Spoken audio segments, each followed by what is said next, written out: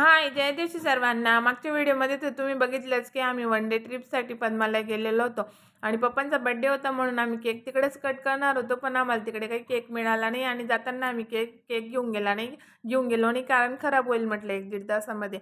पण मग संध्याकाळी येताना आम्ही केक घेऊन आलेलो होतो आठवणीने आणि मला आणि मुलांना जायचं होतं पाचोऱ्याला परत रिटर्न, कारण पप्पांचं बर्थडे सेलिब्रेशन झाल्यानंतर आम्ही परत घरी जाणार होतो. मुलांची स्कूल, माझं ऑफिस असतं म्हणून. मग मी म्हटलं चला पटपट आवरून घेऊया. मग मी सकाळी जी साडी घालून आलेली होती ती परत घातली आणि जेव्हा आम्ही फिरायला गेलो तेव्हा मम्मीचा ड्रेस घातलेला होता मी.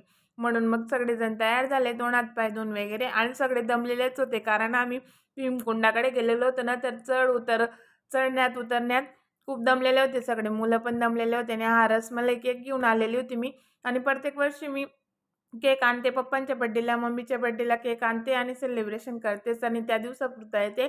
संध्याकाळी परत घरी घेऊन जाते. आणि नक्षने फायर स्टिक पेटवायला गेला तर मम्मीच्या साडीवरच पेटी फेकून दिली. आणि मग नंतर पप्पांना म्हटलं, "तुम्हीच पेटवा." पप्पांनी पेटवली आणि सगळ्यांना खूप आनंद झाला. मुलांना आणि पप्पांच्या चेहऱ्यावरचा आनंद बघून पण मला पण खूप आनंद झाला. मग केक वगैरे कट केला आणि फोटो वगैरे काढले सगळे. आणि हीच माझ्या मम्मी-पप्पांची पुण्याई आहे की त्यांची नातवंड आणि मुलं आणि ते सगळे सुखी आहेत आणि आनंदाने जीवन जगतायत आणि असेच छोट्या-छोट्या प्रसंगातून आनंद घेत आहेत. आणि पप्पांनी दुपारी माझी स्कूटी डायरेक्ट घरात चार्जिंगला लावलेली ती जुन्या घरामध्ये. कारण पप्पांना असं वाटत होतं की बाहेर ती सेफ नाही राहणार चार्जिंगला लावून आपण जाऊ असं म्हणून तर.